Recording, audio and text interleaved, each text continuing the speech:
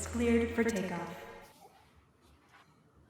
Hello everyone. Welcome to our monthly live developer stream.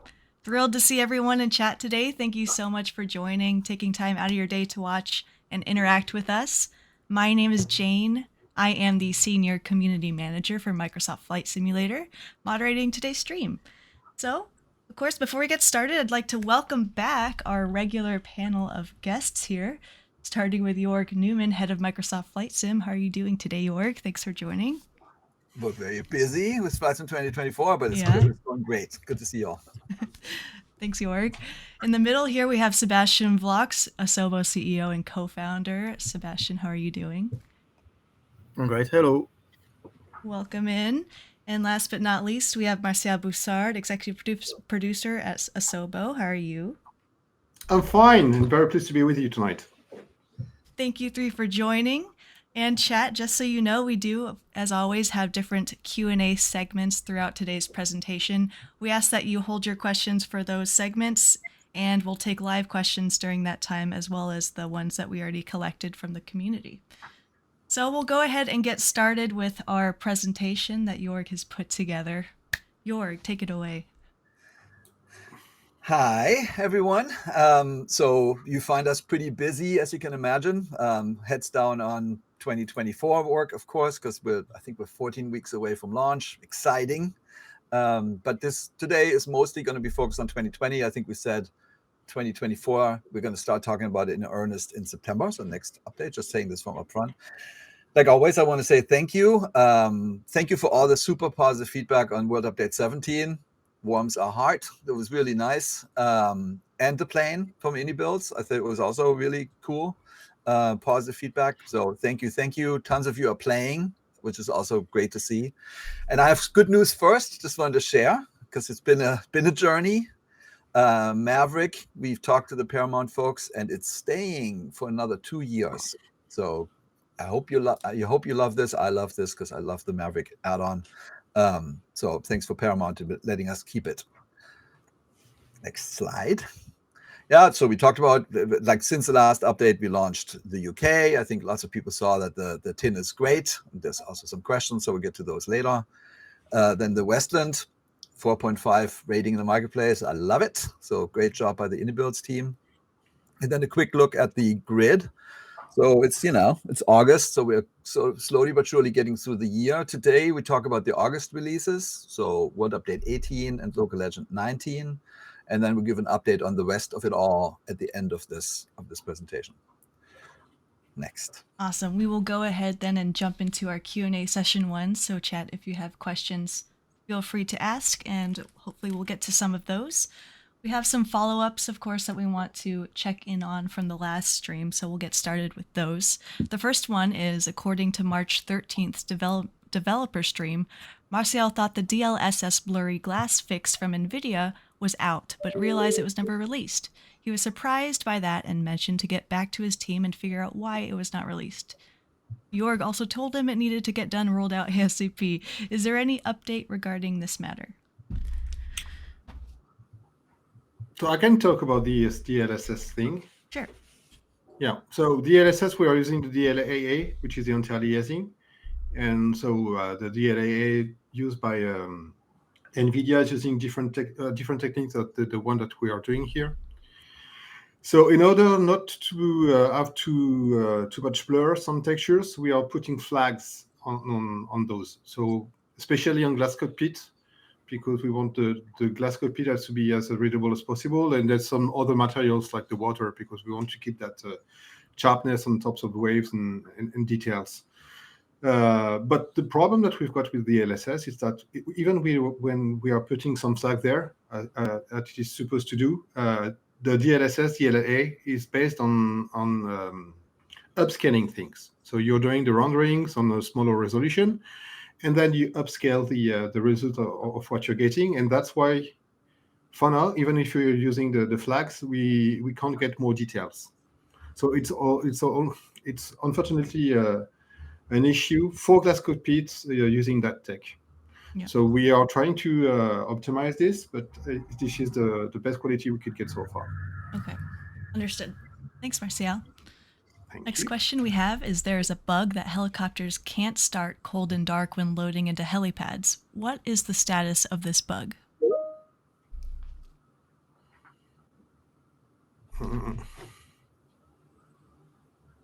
Oh yeah. So I will be here. I will speak for Koi, which is the head of quality here at Microsoft.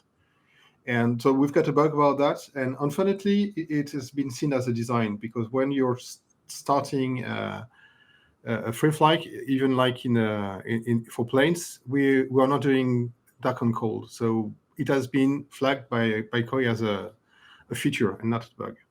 So we will most probably have to dig a little bit deeper, but this is the result I get reading the bug. Okay. Thank you. And the last follow-up question we have is, will it be possible to have 6 throttle and up control in the future for planes like the AN225? Yes, in 2024. I explained that last time. We are reading the configuration from the plane, so we know exactly for per plane what are the axes and the needs the plane has to be fully controlled. So here for an antenna, for instance, it will see that we need more axes, and it will be doable if you've got the device that supports it, of course. Great. All right, continuing on. Next question. You created with the new SR22 a fantastic plane with nice features. Are there similar updates for the other GA planes planned? Yeah, so I'll take that one. So basically, obviously, the original plane was made by Asobo. It was enhanced by Working Title. I think they did a great job. The plan is, you'll see that we'll update the whole fleet, actually, for 2024. So we'll get into more details later. But yeah, in general, obviously, we want our planes all to be really, really good. So I think this is, I always said, like when iniBuilds did the A310, we can't ever go down in quality. So we set a quality bar, and that's the quality bar we're shooting for in the future. Great. And I do have a follow-up question to the DLSS explanation. This user said they understand that the blurry glass cockpit is expected with upscaling. They see the main issue is ghosting. For example, numbers on speed tapes ghost a lot at acceleration. Is this something that would come with optimizations, or do you see this as a bug to look at? Yeah, well, this is linked. This is exactly the same root cause. That's why I only talked about the AA. But the ghosting and the anti-aliasing, the issue are coming from the same root causes. Okay. All right, next question. Will there be a deep dive into the Microsoft Flight Simulator 2024 flight planning features in a future development stream? So there also was a question in the chat, are we doing videos again? So the current plan is kind of both. So we're planning on doing feature discovery videos like we did last time in 2020. I don't know if you remember those. They're all on our website. And then clearly we're going to spend the next Dev Q&As talking a lot about 2024. So yeah, I would fully expect that. Awesome. Okay. Is it in your plan to add Ukrainian language to Microsoft Flight Simulator? Not currently, honestly. It's kind of a big effort. We added I think Korean, and we added Turkish, and we're still not quite there, frankly, because there's so many planes. Right? We translate so many things. So we'll look into this, but it's currently not on the roadmap. Okay.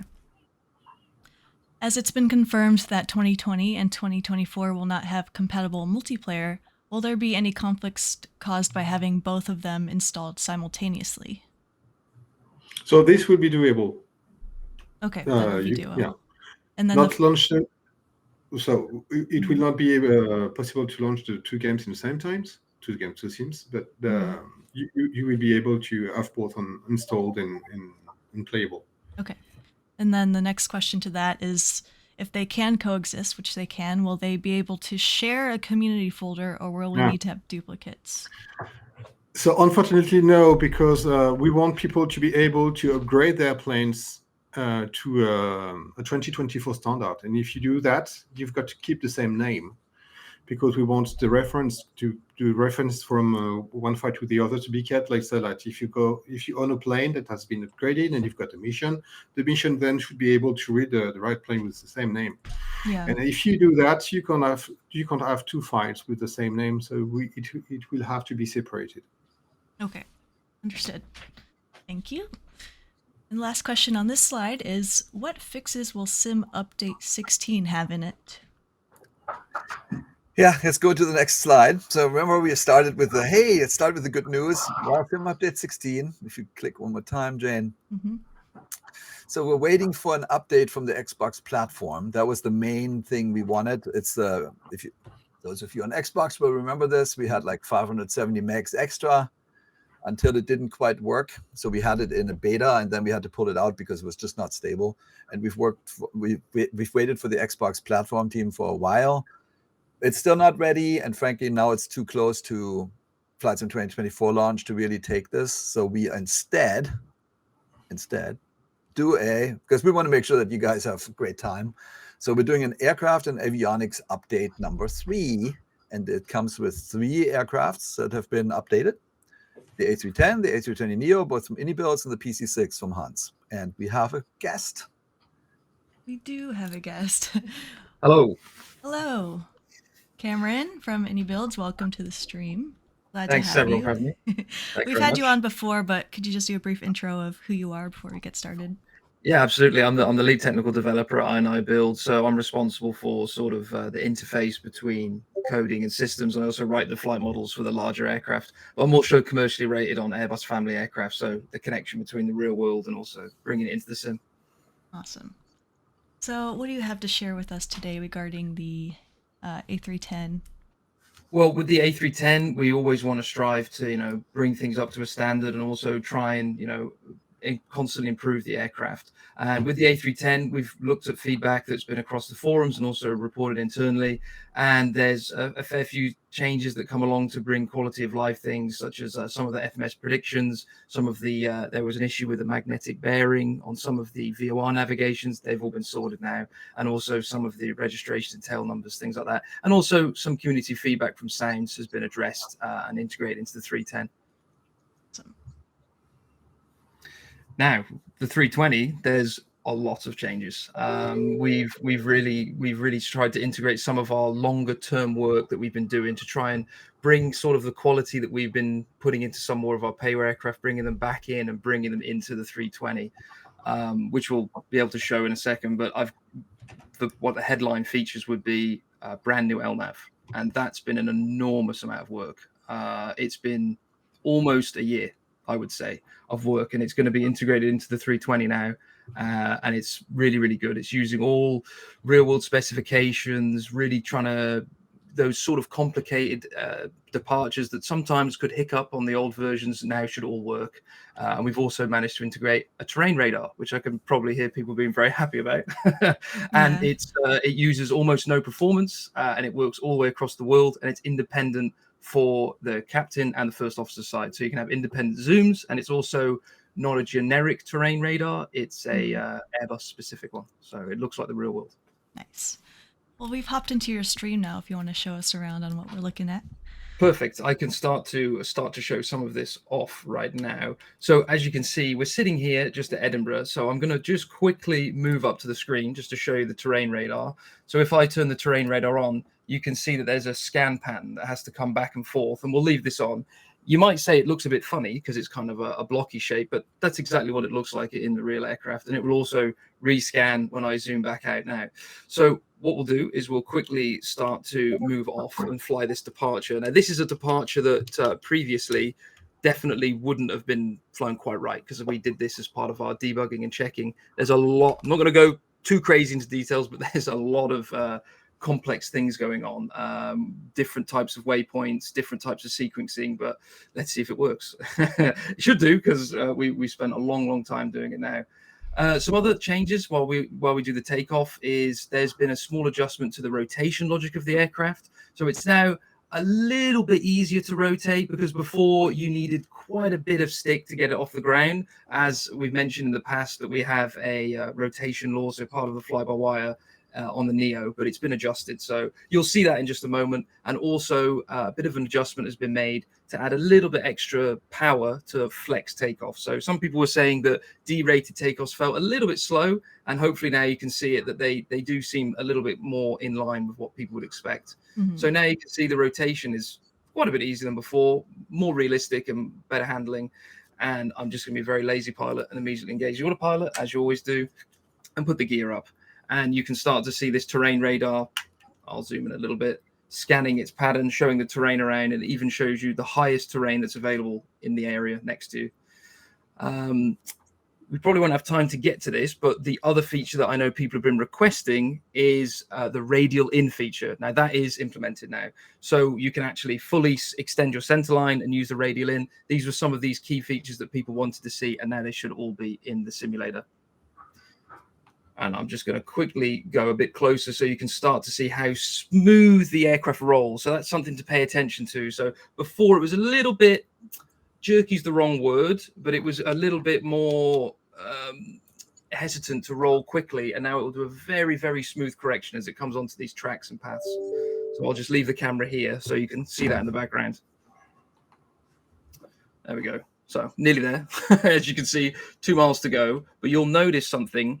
The aircraft will actually start to turn now before it reaches the waypoint, so that it's already banked, ready for the turn. Now, all these are brand new features that were not seen on the older builds of the aircraft. So it should, if I'm right in saying, shortly start to do that.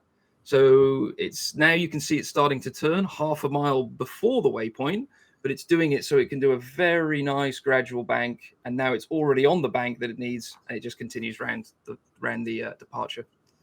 And they're really the main highlight features that we've added to the 320 Neo. I think there's some good questions in the chat, Cameron. Okay, let me just have a look. I saw one that was, how does the A310 compare to the A300? Which you have this awesome A300, of course. Yeah, the A310 versus the A300. There were some things on the A300 that we put in sort of that were a little bit too intensive to share across all the different platforms. So the A10 it's been improved and updated to a good standard, but with the A300 there are a little bit more elements that kind of aren't good for sharing across all the different platforms, if that makes sense. Mm-hmm. And then people are asking about performance.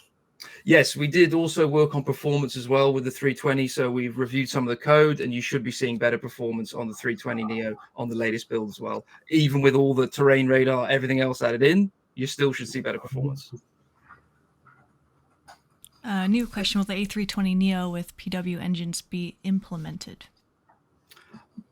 That's something I don't actually have an answer for. Maybe you all can speak to that a bit better. So not in this update, but we are discussing this.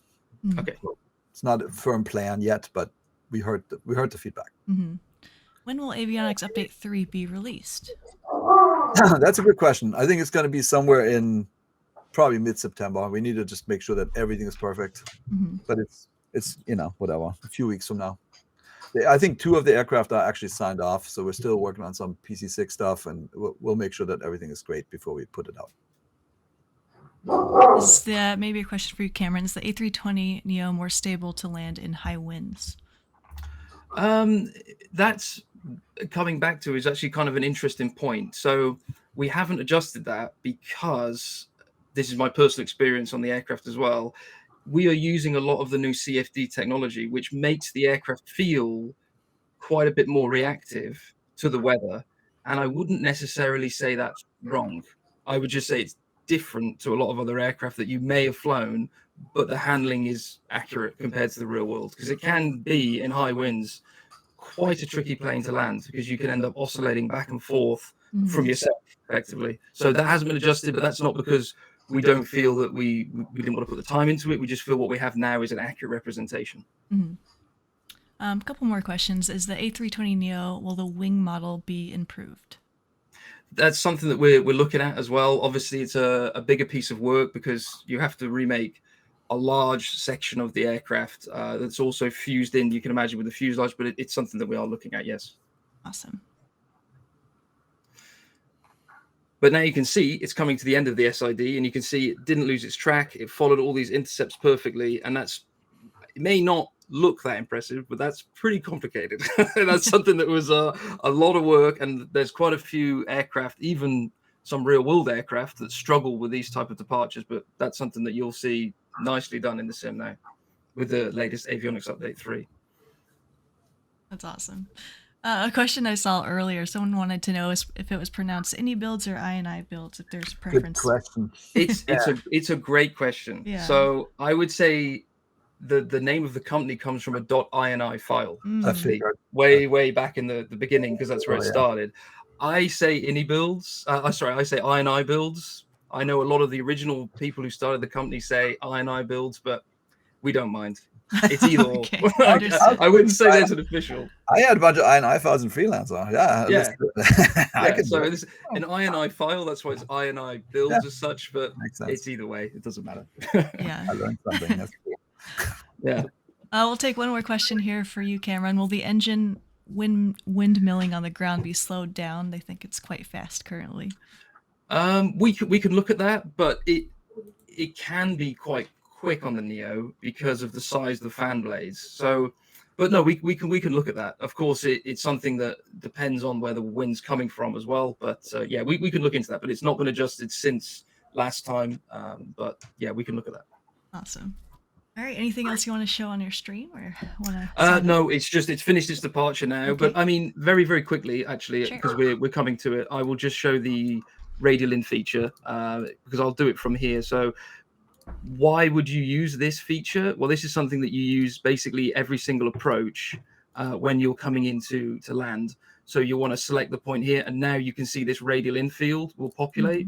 So I can put in the radial in, which is 060, and I select it here. Oh, wow. Sorry. Let me just let me make sure I can select that a little bit better. Like that. Select it in, and now if I pull for the heading and I zoom out, you can see there's basically a straight line that comes out from the airport, and it's now all sequenced, and that all works correctly. So that's the final feature. Amazing. That's awesome. Thank you for sharing on the stream. I'm sure no worries. Lots of people are looking forward to that coming out, hopefully sometime in September. Cameron, thank you for joining us. Really appreciate it. From iniBuilds. Either way is fine. Okay, thanks very much for having me. Yeah, take care. Bye. All right, and the last plane on the AA3 update is the Pilatus PC6. Jorg, I think you have a few things to say regarding that. So we had a conversation. Should we have Hans here today? And it'll all make sense why he's not here today, because maybe it has something to do with the ATR. But but we'll get to that in a little bit later. But ATR, the PC6 has been improved. I saw some stuff. Is it the same as Milvis's PC6? I'm not sure. Milvis makes pretty awesome planes. We're trying. I mean, I think we fixed a whole bunch of things. Hans went through everything. So our community team looks at all the feedback. Actually, so was your community team looked at all the feedback, provided Hans with a huge list of things to improve, and he did, I think, most of it or all of it. So it will be much improved. But I can't speak to it intelligently. So let's wait till next time. Awesome. All right, moving on now to World Update 18, Jorg. All right, World Update 18. I went a little crazy just to prepare you. This deck is, I think it's over 200 slides long, so we need to go pretty quick. Went overboard. And you might be surprised by this. So this is Germany, Austria, and Switzerland. There are lots of reasons why. And the next slide shows you the reasons why. The European Union is the reason why. So the European Union has something called high value data, HVD. Which they decided if it's good for the public or economy or research, it is to be made free. So as you can see here in Germany, on the left you see Germany as we've had it right now in the sim. So basically a bunch of orange, which is like 2 to 5 meter resolution. And when you look on the right, with the exception of Thüringen, don't know exactly why Thüringen is a little bit behind, it's all 1 meter now, which is awesome. If you know this when you fly, it makes such a big difference. So we feel this is an important update. As we know, Germany, Austria, Switzerland is a huge region for flight simming. So we decided to do this and a lot more. And here we go into the crazy. It's going to be interesting. So this is all the POIs and airports. So there's 116 POIs, and there are 3 new airports. Let's go through it, and we're going to go quick. Brace yourself. This is a movie. So there's 5 tin AOIs, Berlin, and if you go further, there's more Berlin. Karo, which I didn't even know, and I'm from Germany. So Karo is North Berlin, and Potsdam. So it's a gigantic area. If you look at our old Berlin that we currently have, it's actually quite small. This is huge, and I think the quality is really good. So we get Berlin and surrounding areas.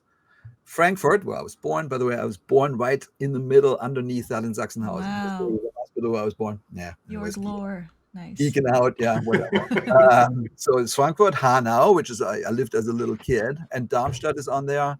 So this is another large area of central Germany. And then as the airport, it's EDDM, Munich, and it's kind of like Stansted last time. So obviously we started working with Gaia a long time ago. You see, by the way, now from here on out, when you see Gaia at the bottom, Gaia made all these things. So when we first started working with Gaia, they had several payway airports that we basically intercepted. We said, hey, let's just put them in the base sim whenever the time is opportune. So Stansted was like this, Munich is like this. So it's a big ass awesome airport. I'm really happy that we can finally bring it to you. And now we go into all the so POIs. This one, Jayne, just keep going. Will do. Maybe even, yeah, this is a good speed. There's a lot. Germany's pretty, at least I think so. And the only thing I would say is it's super cool to be able to go back because, obviously that region I know probably better than any other region on Earth, but it's super nice to go back and do it again and add more detail. So I'm very proud of what we have. Here we go to what's like, by the way, the alphabetical. The trailer is obviously in sequence, right? There's a flight path, but this is alphabetical for what it's worth. Might not have been the perfect approach. But yeah, I love it. We can go a little bit faster. Here we go. There's a lot. Next one. Is Austria. All right. So Austria, we have all new DEM for Austria, 1 meter or better. 3 thin AOIs, 1 airport, 38 POIs. So we have Linz, pretty city. And then we have a much improved version of Vienna. We launched Vienna, but it was from Blue Sky, not Blue Mesh, sorry to me. And you can see here, this picture is interesting. It's the other side of the Donau. So it's the whole new city. You see how vast the area is. The entire valley is captured. It looks amazing. So I love it. Of course, it's one of the prettiest cities I've ever been to. And then there's Salzburg. We had the castle before, but Salzburg is now in the movie is calling. Sound of Music, if you see it. Anyways, and with Salzburg, we're bringing the Salzburg airport. And you can see it here. Really good quality from Gaia. And here we go. Next section of POIs.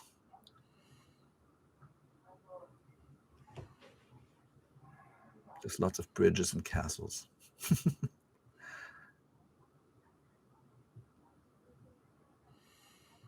All right.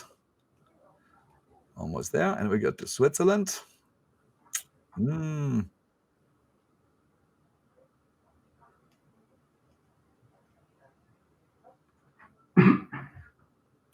Okay. Most POIs we've ever made, by the way. Any world update. I went crazy. I love it. All right, Switzerland. So in Switzerland, we have 2 AOIs and 1 airport and 36 POIs. So the AOIs are Zurich. Again, kind of like Vienna, a much larger version of Zurich. Also very new. I think it's 2023, I want to say. So it's fully updated. And then we have the capital, Bern. And Bern comes with the airport. So we modeled the Bern airport, which is smaller, but really cute. And then go for the last sprint, Jayne. All right. So can you describe what the differences between a city update and world update are, what we should expect from? Yeah, so world update, I forgot to say something. So world update 18 actually uses brand new aerials. So that it starts with aerials, but it's basically our textures, if you wish. These are the aerials that we ship in flights in 2024. So this is a preview. They're better, more modern. So it's fully updated. I think it's from last year. And in world updates, we do aerials, DEM, which is the height field, airports, POIs, and missions. Mhm. And on city updates, all we do is cities. Totally isolated. They're much quicker to make. They're also smaller to download. Like, so, it's a little bit faster. But yeah, world updates go all in, trying to make as best as we can make it with the currently available data in the world, make it look great. Yeah. Okay. That's great to know. Hope you love it. I love it. Man. Thank you for that. We are delving now into our Q&A session 2, so feel free to ask some questions. The segment we have is on our world and wishlist items. All right, so our first question regarding World Update 17, this user said, "It's great, thanks for that. I'm just wondering, how did the sand under the bridges, at shorelines around boats, the floating boats, the partial planes from the satellite images baked into the ground texture at Farnborough make it through quality control?" And they set some examples from the forums, and they asked if we will be providing a fix for those issues. I mean, so let's start with the Farnborough one. We're all human. So there's just a bug, and the fix is already out. So I read through the entire forum thread. I saw it, and so did iniBuilds that actually made the airport, and there is a fix, and that should be gone. On the bridges, so basically the bridges, this has always been like this. So basically we have two options. Either the water shader goes over the bridge, or we make an exclusion box around the bridge, and then that gets rid of the water shader. So the bridge is not underwater essentially, but we don't really have a texture underneath it, right? Because we're basically punching a hole. The reason why it was very obvious in London is because the bridges are super wide and people fly super low. And typically we did smaller boxes. So we just looked at this morning because of the question. So it's basically, we made a little bit of wider exclusion zone, which makes this look bigger. I think for 2024, Asobo might have something, but Seppo Martial might want to talk about this. So yes, we've got for the moment we've got a 2D mask for water, and we hope that we will have to include some 3D data, the real stream.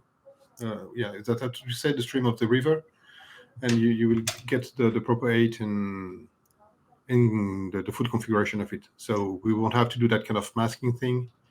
It should be getting better. Yeah, I mean, maybe just to add, like when we get, I mean, the original files comes from Excel, then it goes into a process on the Microsoft side where we add something called a tree mask or vegetation mask. And then there's also something called a water mask. And the vegetation mask is used to plant trees. And the water mask is currently not used. But the data is available for the more modern cities that we've had, like the last 3 years maybe. And so I think Asobo is trying to use the water mask in 24 going forward. Yep. Okay. Got some questions from chat here. Will the time zone fixes arrive in the next update for 2020, or will 2024 be the first time these fixes will be seen? Both. It should be in both. Yeah. Well, the next sim update for because we need to change some things in the executable, so it won't be in the AAU. Mm-hmm. But yeah, we intend to update the time zone as soon as we can. Yeah, so I'm seeing some of the comments. I just want to make sure, because maybe I didn't quite say it as brutally as I should have done. Sim update 16 is going to be delayed because we're waiting for a platform fix, and we don't think it's going to come before Flight Sim 2024 comes out. So this might be early 25, maybe very late in 24, but I kind of doubt it. So it's just what it is. So the time zones fix, I believe the correct answer is that it will first ship in 24, and then we'll have it in Microsoft Flight Sim 2020 once we do the sim update. Okay, thank you. All right. The question for, I think, Seb, sim update 15 introduced changes in ground handling. Some developers like Aerosoft and PMDG are struggling with pushback. Is Asobo assisting to solve these issues with them? You're muted. We can't hear you. Sorry, my mouse pointer was gone. We can assist, of course. It's the very first time I hear about it, but we can assist in this, obviously. Yeah. Okay, sounds good. All right, next question we have here. Are there any updates on airports doubling up on Xbox when there's already a Star airport and you bought the same airport off the marketplace? Is it on the third-party developer to add the exclusion or on Asobo or Microsoft's side? No, this is embedded in the package from the airport. So if the airport wants to override any kind of data that we have by default, you have to put an exclusion zone. So it's the third party that has to do this delimitation. Yes. So is the delimitation in English? I don't know. Yeah. So whoever did ask that question, if there's a specific airport that you're struggling with doubles on, we'd have to make sure the developer knows about it so they can add that exclusion. Yeah, sure. All right. Next question. While the often frozen snow-covered lakes have been fixed to some degree, the overall issue with vast areas, for example, in the Swiss Alps, inaccurately covered in snow in the middle of the summer, is still there. Have a look at the area of Grindelwald, Switzerland, for example. As explained by Seb, this is due to inaccurate use of not very detailed snow coverage maps. Why is this not fixed, and will this be fixed at launch for 2024? And have you finally talked to that data provider as promised a few years ago? Hello? Yeah. I think you have a photo, and I checked the area. Yes, So vast area is a bit exaggerated. Indeed, you can see the only place pretty much in the Alps where there is snow left right now in Meteobu is this area. And Grindelwald, I think it's on the map. It's pretty close to this dark layer. So first of all, I'm pretty sure the dark layer, the layer of snow is pretty inaccurate in that map.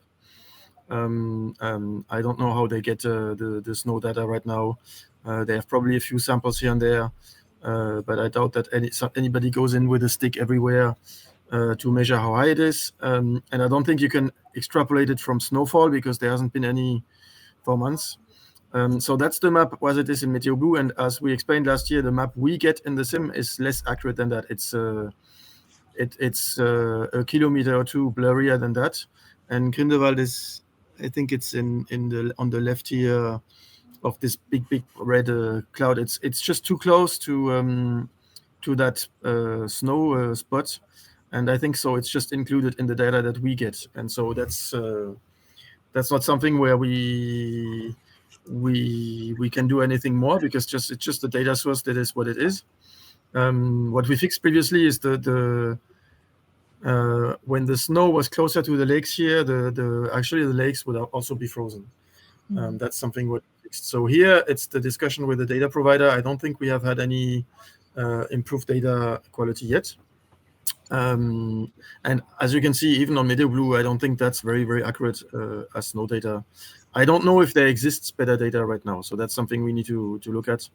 But really, it's an issue which really only just touches the few kilometers around this snow-covered area. Okay, thanks, Seb. All right, question from the chat. I want to answer some of those. Sure. I'm reading them like, can we answer those, please? Go. Okay, the question I was going to ask here was, why don't we see many Eastern world updates? Are the governments not allowing any data to be shared with Asobo, such as Greece and Turkey, etc.? So Asobo is not really involved, right? So basically, this is all about a flyer, and the flyer that we typically use is Vexel. So Microsoft uses Vexel, has a partnership to fly for photogrammetry, and then you need to get permissions from the governments.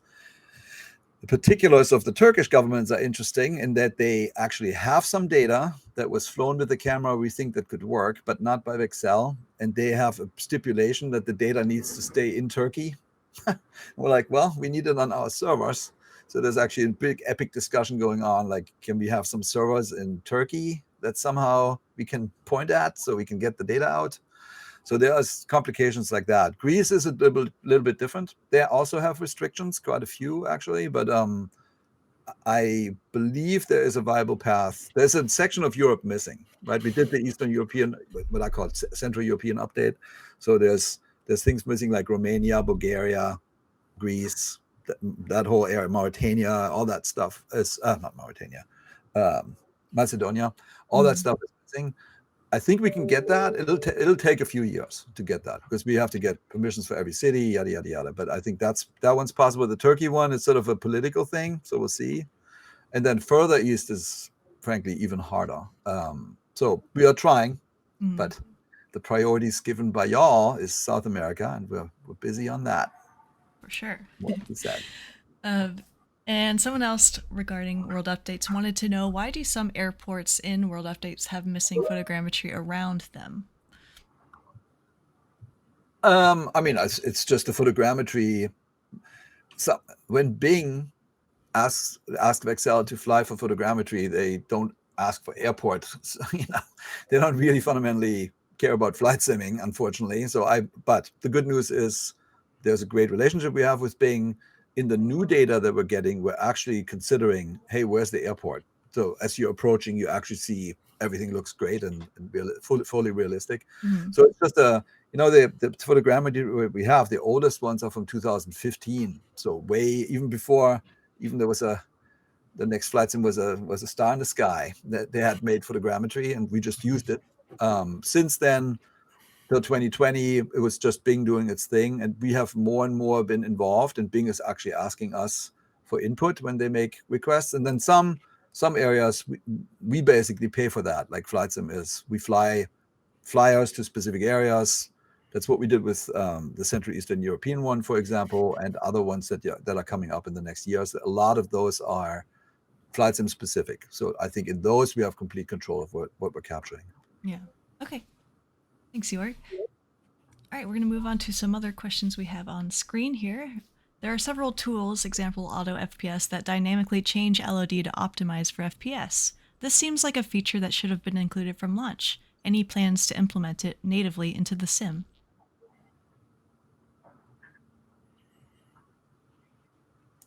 Yeah.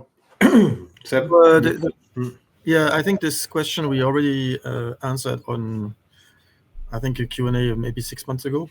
And I think what we said, I think is still accurate. So this is actually something which is already implemented in the code, and which is currently actively used right now out there on the console version, which constantly adapts the level of detail of terrain to maintain a stable and smooth frame rate, and also for memory. And so we have all the technology, we just never enabled it on PC. And so all we need to do is switch it on. So I think what we said is it's on our list. We will look into it, and as soon as we have time, we will enable it. I mean, if the already tool out there works well, then you already have a solution. But it's something, we already have. We just need to plug it for people to maybe have a UI so that you can maybe choose your target frame rate or something like that. Yeah. Okay, great. All right. Is the MS Asobo team working on further developing the multi-monitor configuration capability found in the experimental section? I think this should be removed from the experimental section because it's no more experimental, right? We don't have any further development here, and to be honest, it hasn't been popped as a top priority in our task lists. But we will collect some feedbacks and try to improve it if needed. But it's not an experimental thing anymore. It's working. I mean, it's working here on some stations. It's working everywhere. Okay, thanks, Martial. Next question, will home cockpit builders ever be able to hide the virtual cockpit so that they only see the outside world? That way, when they fly with their home cockpit and panel, they don't have to see the virtual instrument panel behind it. This feature existed in previous versions of Flight Sim via the W key, and there is a wishlist topic for it. Yes, it has been noted. Yeah, so the W key was a way to trigger the 2D cockpit back in the days in flight in FSX. So we have lost the ability to have a 2D cockpit, and with that we have lost the ability to hide every single cockpit, and now we've got some 3D model instead. So there's two things here, two options before we're doing something better. The first one is to move the camera. There's an how-to, I think, in the forums to move the camera next to the shield, the windshield, so you won't see the you won't see the cockpit instruments. And the other solution is what we did here. I'm a bit ashamed of that. We are modifying the plane so you can remove everything that's not needed. Because the good solution with that, and what we wanted to bring, is that if you are removing all the planes in your glass cockpit, you won't see the airframe, you won't see the propeller, you won't have any details on everything. So we would love to bring a solution on which you would be able to hide only what's needed. So we need to do some edition of that. So we're thinking to provide you folks with the solutions, but it won't be that simple. Okay. Okay, thank you. And the last question. The units of measurements in Microsoft Flight Simulator only lets you change the groups of units currently as metric, US customary, or hybrid, rather than allow us to change any of the individual units. Is it possible for us to change the individual units to whatever we see fit? Example, airspeeds in knots or km per hour, altitude in feet or meters, altimeter in inches of mercury or hectopascal, etc.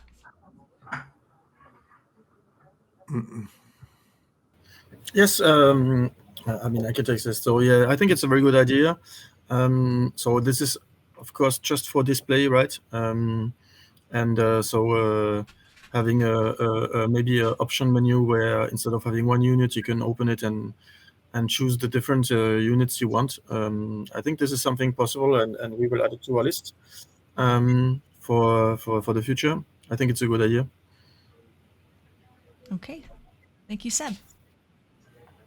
All right, we have Local Legend 19 that we want to chat about. Would you like to introduce it? Yes. So as you know, so world updates are tied to local legends, and so we are in Germany, Austria, and Switzerland. So therefore, it's in this case a German plane from Bremen, Focke-Wulf 200 Condor.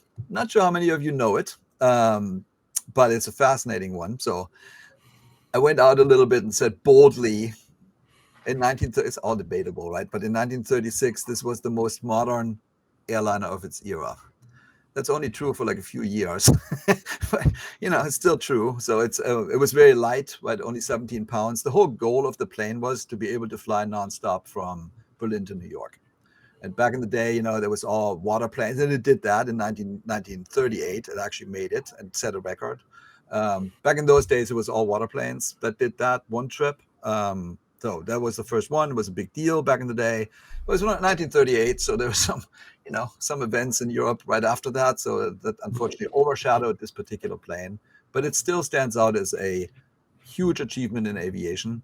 And then just to tell a little bit of a story, because I think it's awesome. So in 1988, they've discovered a wreck near Trondheim in Norway. It took like 11 years to raise the wreck. This is what it looked like. Wow. So the leader of the expedition said, it's a piece of junk. So, but then, they were determined to basically reconstruct the plane. And then since 2000 in Bremen, they basically cleaned up all the pieces and went to work. In 2003, that the first landing flap completed. That was the group of people then. And due to the success and in general, the excitement for the product, they have worked on this ever since then. They're called the Condorians, they call themselves. And it's an awesome story. So I got to talk to them a little. And then the last slide, I think in 2000. So they worked on this for 22 years. There were I think 150 volunteers that worked on this.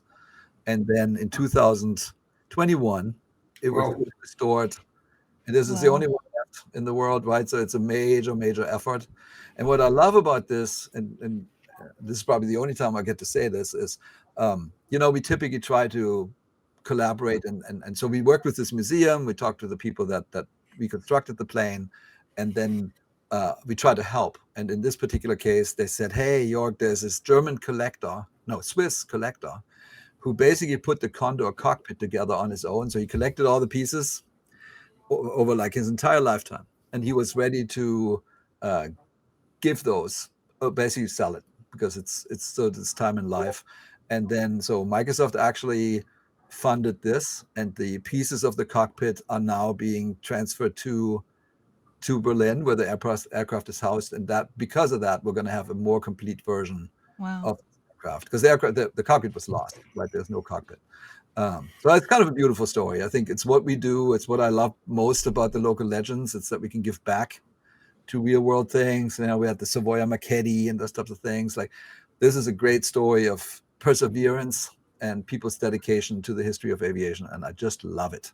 And then on the software side, we had I would now say he's our expert in making great German planes. He made the Junkers U-52, the Junkers UF-13, which by the way is awesome, and then he made the Doge, and this is his fourth piece. We have him here. Hi, Oliver. Welcome. How are you? Hi. Thank you for joining. Okay, let me tell you a little bit about the plane we have made now. Okay. We have a beautiful airplane with a fantastic, highly detailed exterior. You can look at the gear, at the rudder,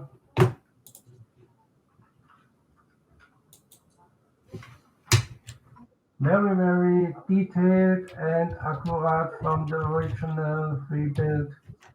And so let's go into I would just say we scanned the plane, so the people in Berlin allowed us to come in and scan it. Mm-hmm.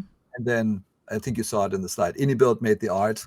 Everything else is Oliver. Nice. Oh, and the audio. Sorry. Yeah. iniBuilds. iniBuilds. What am I even saying? iniBuilds. Sorry. Yeah, the cockpit is also built from original data and is highly accurate to the real one. And so we have a special feature. In German it is called Schnelltankentleerung. It's the fuel dumping. It's a complete animated system of the dumping of each tank. The Focke-Wulf has 13 tanks, and so you can refuel, dump each tank.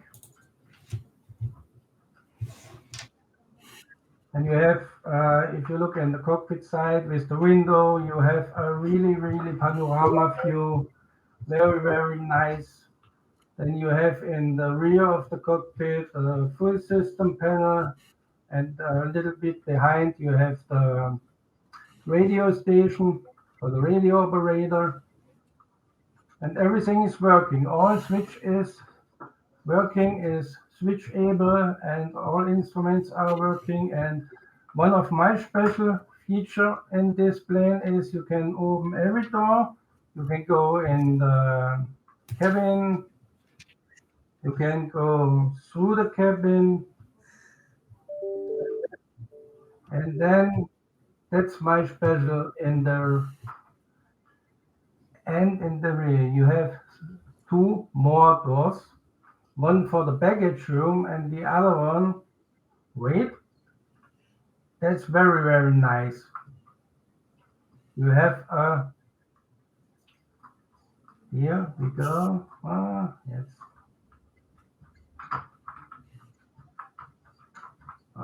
It's a little bit less. You have a nice washroom. Nice. Everything there in this beautiful plane, and the baggage, and another view in the cabin.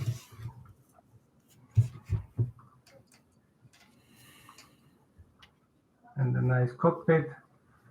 And you have a very, very accurate checklist to get the plane in the air and how it works, because it had something special like the fuel system. Each engine has 3 tanks, but they only use for this engine and not for the other. And it's a little bit complicated, but the plane itself is very, very easy to fly.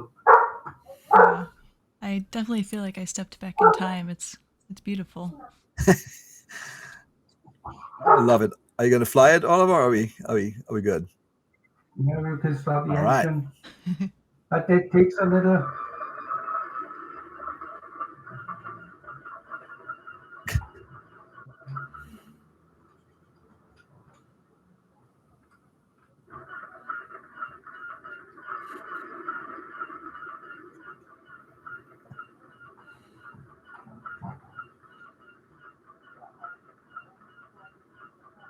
Saw a question earlier that was asking, when does this come out, and do you It know comes out with pricing on it? we didn't say anything on what update 20 what update 18 Yes. is coming out with Gamescom. Gamescom is on the 21st, 22nd, 23rd, I think, something. So we're gonna release this on the 22nd. Mhm.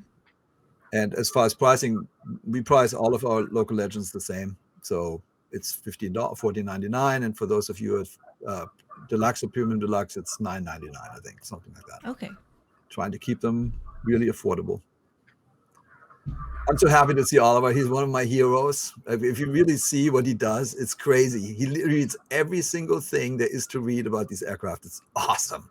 And he's a one-man show, right? So he does all of this himself. And in this case, obviously with art, he has help, and art and audio has help from iniBuilds, but everything else is as authentic as you can get it. And I just love it because he's spiritually so aligned with the people in the real museums that preserve these aircraft and try to keep it as authentic as possible. And this is the same. So Oliver, love it. Thank you. Yeah. I love it too, this plane. It's very, very cool.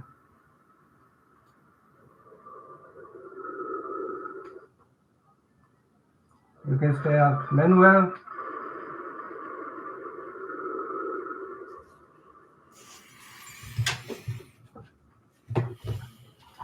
And then I said goodbye and fly away. Sounds great. Oh.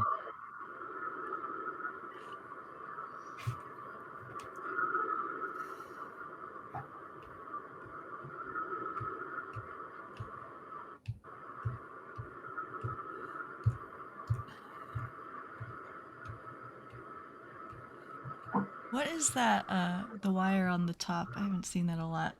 That goes across the plane.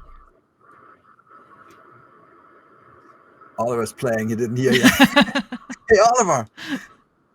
Jayne had a question. Okay.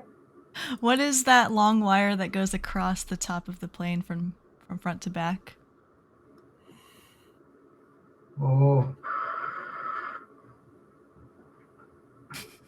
Herr Oliver, sie hat gefragt, was sind die Kabel auf dem Dach des Flugzeuges?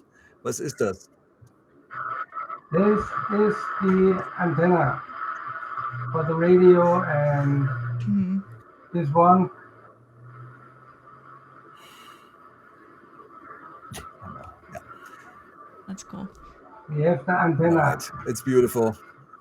It's great. Oliver, thank you so much. And you have a nice, this is very nice, this window. Yeah. This is like pressing the Oliver button. If you let him start, he's not going to stop. So great plane, man. Thank you so much. Oliver, thank you so much for joining and for sharing this plane. Can't wait to see this release. Okay. Thank you. Bye. Thank you. Bye. Have a good one. Bye. All right. Oh yeah. So we have yes. so some of you have met Julie DeRamio at in Vegas, where she gave a presentation about the marketplace. And when we do world updates and sim updates, we obviously have change lists. There's no such thing on the marketplace, but we want to be totally transparent about everything we do, and we're making some changes. So we invited Julie today to talk about some Microsoft marketplace adjustments. Hello, Julie. Welcome to our stream.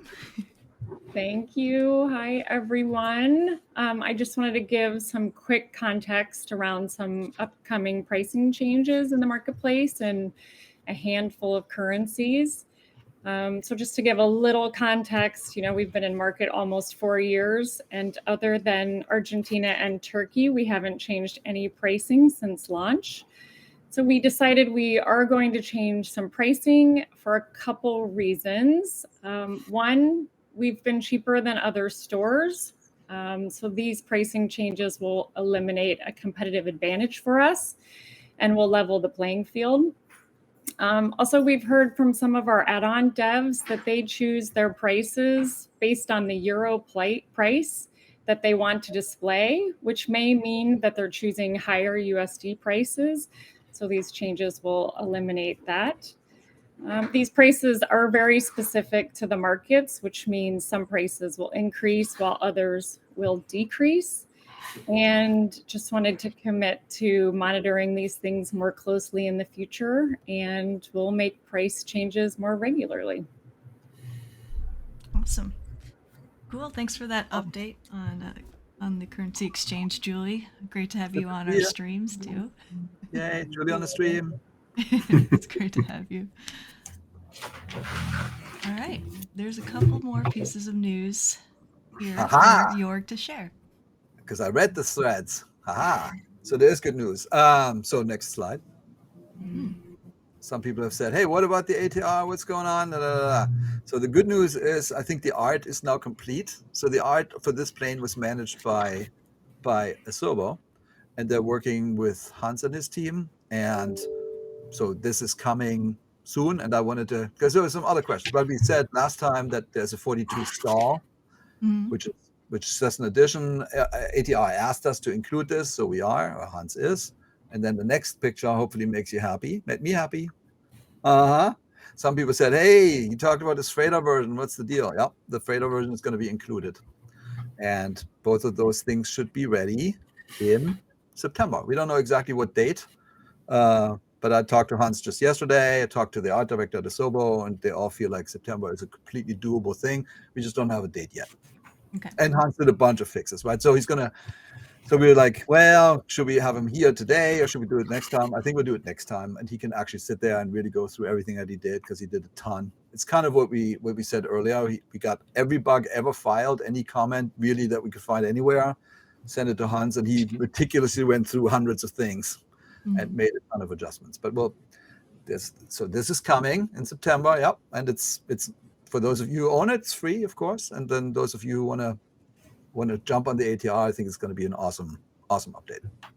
Definitely. All right, there's more good news.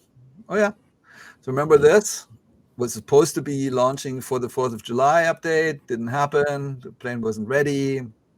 Was a bummer, but you know, we need to have it good.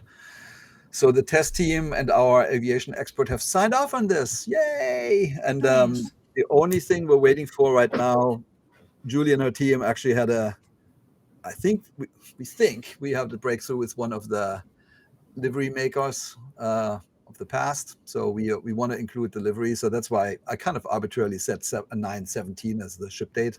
But the plane is ready and people feel good about it, which is great. So no more waiting. No, just a little bit more. All right, then the World Hub, I'm not sure that's super good news, but you know, so last time we said, hey, we're going to turn off the World Hub because of all the new aerials. I then got immediately an email after the dev Q&A, somebody saying, I'm in the middle of working on this, don't do it. So we said we're gonna wait till World Update 18 is out, which is obviously next week. And so if you click one more time, I think you will see. So we waited. I think everybody could finish the work and can submit it. Then we will obviously update that, and then we will pause on the World Hub till the spring, until all the new aerials are in, and then people can go wild. It's been super successful, honestly. There's been almost hundreds of fixes to airports, and I think this is a great long-term engagement. We're just taking this quick break because of the launch of the new aerial.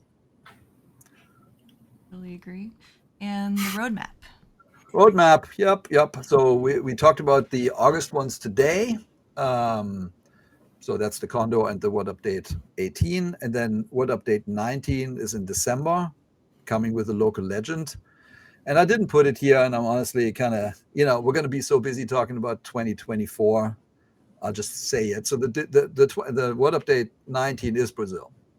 I know everybody said, where the heck is Brazil? So it is Brazil. We have all the cities. The data is ready-ish. It's still being edited, but it's going to come out in December. And the plane, funny enough, that plane actually leaked once. I think some of you probably saw it. It's the Cap 4 Palestina, which is a very popular plane. Sort of like when I asked the people in Brazil, like, hey, what do you fly when you start? What's your 172? And they said Cap 4. So like, okay, so we're making the Cap 4, and it's done by iniBuilds. And then a little bit more on the famous flyers, because somebody said earlier, hey, what about the Olympics plane? So because I was tired last time I put the deck together, I actually left the name in there. So the Olympics plane is the Caravelle. It's made by Airplane Heaven. It wasn't ready for the Olympics, as you can tell, because it's not out. And we wanted to focus on the 707. But the Caravelle is making progress. I'm not sure it's the right thing to do. First off, I don't know. I can't guarantee when this is really done. It could be like October. And honestly, it's getting to the point now where we all look at each other like, hey, we have 13, 14 weeks left. We gotta focus.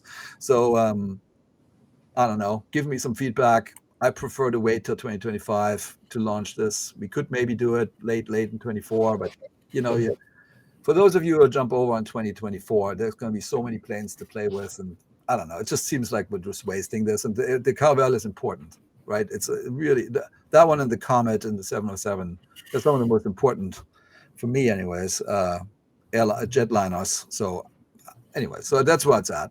So we're going to postpone at least Famous Flyer 12, Famous Flyer 11. I prefer to wait till 25, and then there's a switch at the bottom. The AAU3 that used to be Sim Update 16. Instead, we're launching Aircraft and Avionics Update 3. Anyways, that's it. Awesome. That was a lot, but it's great to see this in visual format so we can all speaking in tongues kind of thing. Okay, and then if you go to the last slide, because it's true, some of you, obviously you pay attention, which is awesome. So I did say that I would show the plane grid today. And honestly, the reality is it needs a little bit more baking. And so we're working on a ton of planes for 2024. I think it's just the truth to say not all of them will make launch. We are trying as hard as we can. All the teams are trying to get everything done. But there's one or two that I'm like, is that really going to be there and good? And we might just not have it. So I want to make sure that when we show you a plane grid, you can rely on it. And that's the stuff that's really available on November 19th. So give us one more month and then we'll have it. But I promise in the September update, it will be all visible to you. Awesome. Yes, thank you for an update on that. And yeah, it's crazy that this is our last dev stream before, we start talking about 2024 more. So definitely a lot to look forward to in September. So thank you. That does conclude the end of our stream today. That was a lot, some great guests. Thank you, Cameron, Oliver, and Julie for joining us today, and as well Jorg, Seb, and Martial, of course. We appreciate all of your time and efforts and answers today. Chat, I'll have this up on YouTube, whether I think towards the end of the day today or in the morning tomorrow for anyone who wants to rewatch, take screenshots and whatnot. But you can always watch it here on Twitch and play it back immediately after the stream ends if you want to go over another section. Does anyone have anything they want to add before we close out today's session? Guys? It was always a pleasure to be with you tonight.